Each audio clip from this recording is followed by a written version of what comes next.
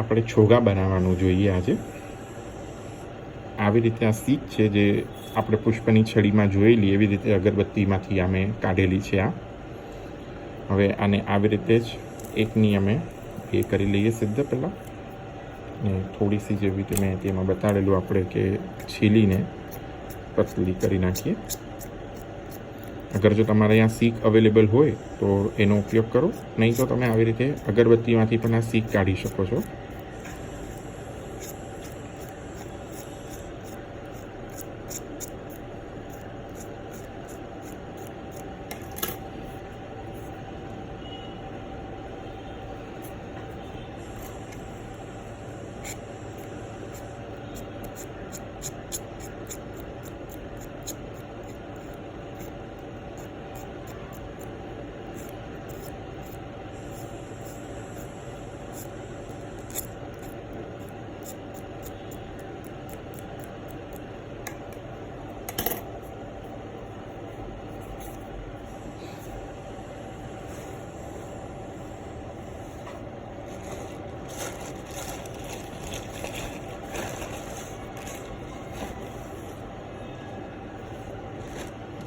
આની અંદર પણ આપણે એવી જ રીતે બધા પુષ્પોનો પ્રયોગ કરશું અને વિભિન્ન જે આપણી પાસે અવેલેબલ પુષ્પો છે એનો અંગીકાર કરવાનો પ્રયત્ન કરાવશું. આમાં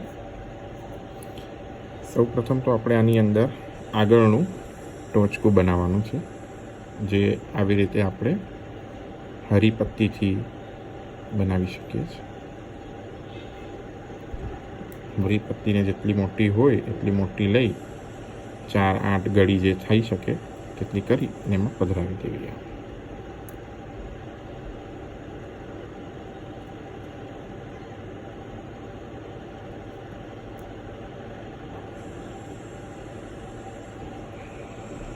આ પદ્ધતિથી પધરાવી. હવે આની અંદર આપણે આ બહુ જ સિમ્પલ છોગો છે, આપણે આની અંદર હજી કલાકારીથી વિભિન્ન કરી શકીએ, અને એક બેઝિક સ્ટાર્ટઅપ માટે આ બહુ ઉપયોગી થશે બધા માટે એ વિચારીને મેં આ બેઝિક છોગોની તૈયારી કરી છે. આવી જ રીતે પુષ્પ કાઢી અને આવી રીતે ભરવો. આ પદ્ધતિથી દેખાવું જોઈએ ફૂલ કે આખો આમ ઘેરો એનો આવી જાય ગુલાબનો સફેદ. આવી રીતે આશરે આપણે આની અંદર 4 થી 5 પત્તીઓ આવી રીતે પારસ કે મોગરો જે પણ આવો ખીલેલો મળે એનો લેવો.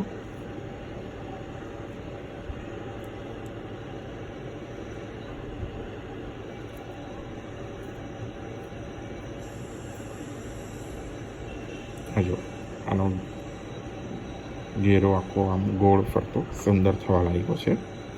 હજી એકાદું આપણે પુષ્પ પધરાવીએ જેથી તે થોડું ગીચ થઈ જાય અને એની જાડાઈ પકડી લે.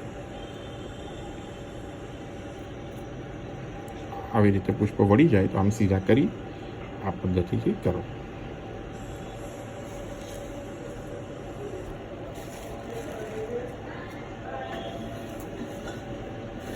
હવે આપણે આવી જ રીતે આના ઉપર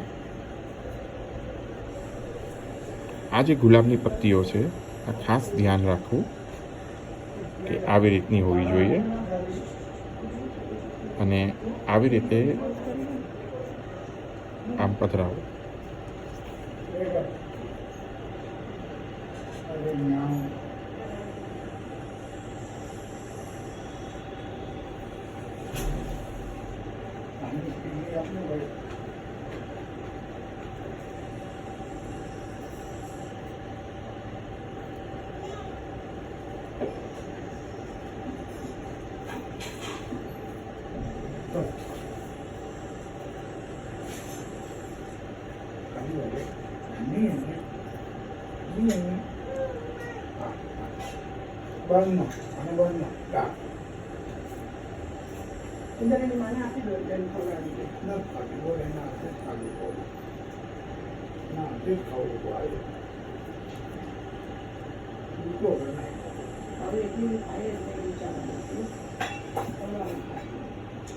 આવી રીતનું એક રંગ ચડી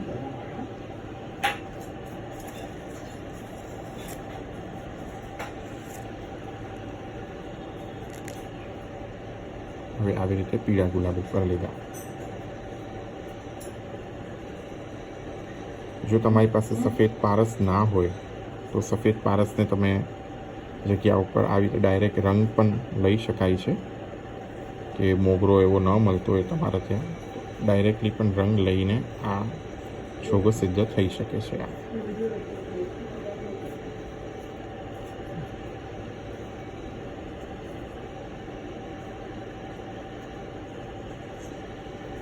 છોગાનું પણ કોઈ માપદંડ નથી. તમારે આ ભગવત સ્વરૂપ ઠાડુ સ્વરૂપ બિરાજતા હોય તો એ હિસાબે સિદ્ધ કરવા, લાલન બિરાજતા હોય તો એ હિસાબે થોડા મોટા પણ કરી શકાય છે, ઠાડા સ્વરૂપ માટે થોડા નાના થાય.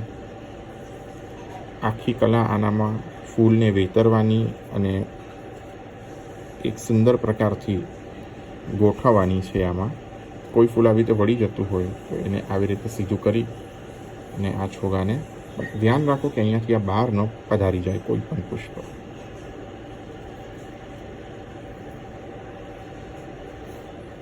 બરાબર, આવી રીતની આકૃતિ થઈ ગઈ છે. હવે આપણે આના ઉપર આપણે એક આવી રીતની કડી છે, આને બંધ કરી દઈશું.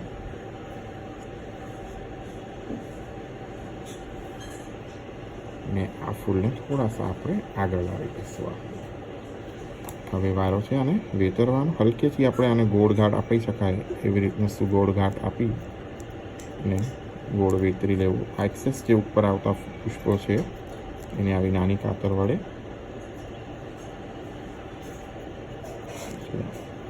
એક સરખો ઠાળા સ્વરૂપ હોય તો ઓર થોડુંક બારીકાઈથી કાપવું, તેથી એકદમ સુંદરતાથી આપણા શ્રીહસ્તમાં કે આપણા શ્રી મસ્તક પર હોય ધરાવી શકાય. લાલન હોય તો થોડું મોટો હોય તો એ વાંધો નથી, કેમ કે ગાદીજી પર તેઓ બિરાજશે. આવી રીતે આ છોગો છે. હવે આને પાછળથી આવી રીતે નહીં છોડી અને એકાદ જે પણ પુષ્પ આપણી પાસે ઉપલબ્ધ હોય આવી રીતના સફેદીના એને આવી રીતે પધરાવી.